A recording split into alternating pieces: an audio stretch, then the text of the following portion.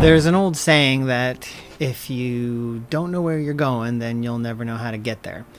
It's kind of like you can have a map, but if you don't have a destination or know where you are, then you can't chart a course to where you want to be. And relationships are the same way. If you're a couple and you don't have a shared vision or a shared idea of why you're even together in the first place, it's going to be pretty challenging to get where you want to be. It'll be fine for the first part, and so many relationships just go through life and they're like, oh no, we do this and then we have a kid and then we get a house and then we do all these things, and that's the path, and that's okay.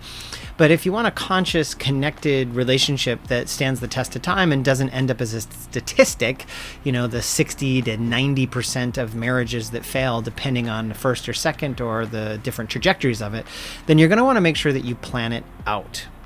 So what do I mean by plan it out? So it's important to have a shared vision as a couple, or shared goals, or shared desires of what you're wanting to create in your relationship. And these are great conversations to have early on in your relationship, and they're great to revisit every year in your relationship. A lot of times, Sierra and I, we do the New Year's thing, and we look at, hey, where do we want to go this year? How do we want our life to be? What are the things that we want to accomplish by the end of the year? How do we want to feel when throughout the process and when we get there?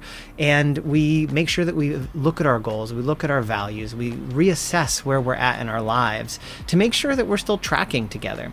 Because one of the things that we say often is if you're not growing together, you're growing apart. And goals and vision are a great way to make sure that you're growing together. And so one of the ways that you can do that is set aside some time. I recommend at least 90 minutes. It can be in the evening or on a weekend, and just sit down and ask yourself some pretty simple questions. One question is, hey, what do we want to make sure that we have for our intimacy in our relationship? What about our sex life? And do we want to have more sex, less sex? Like, how do we want to co-create our sex life together? That's one question. Another question could be, like, what are we thinking about family, or spending time with family, or kids, or those types of questions. Another is, like, how do we want our social life to be? Like, is it like, let's go out all the time, let's just drink all the time, let's just party all the time? Or is it, hey, I want to make sure that we have this type of social activity, this type of social activity, so that we feel nourished and fulfilled? Another one is around your career. What would your career be like? What do you want your careers to be? For Sierra and I, we've been entrepreneurs for over 15 years, and we have a very different lifestyle.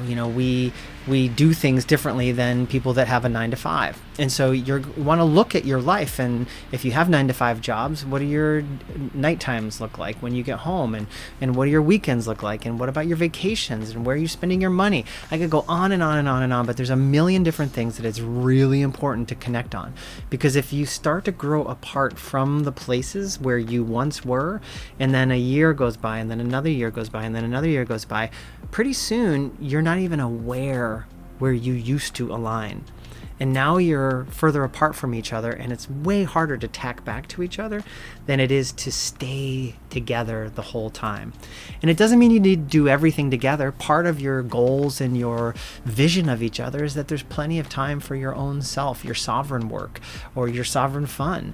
And I've got many friends that they love to travel separately, and they love to do trips by themselves and have that experience. And I know other people that love to do it together or with other couples. So whatever your jam is, you get to do it. You get to choose what the most fun thing is for your relationship. But if you're not choosing it, then you're choosing to not have it, and you're choosing to grow apart in one way or another. And the sad part about that is, it's when you find out that you've grown apart, it's usually too late, and it's, as I said, it's really hard to track back to it.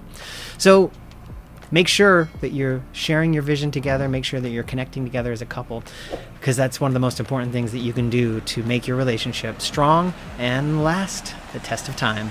All right, good luck out there.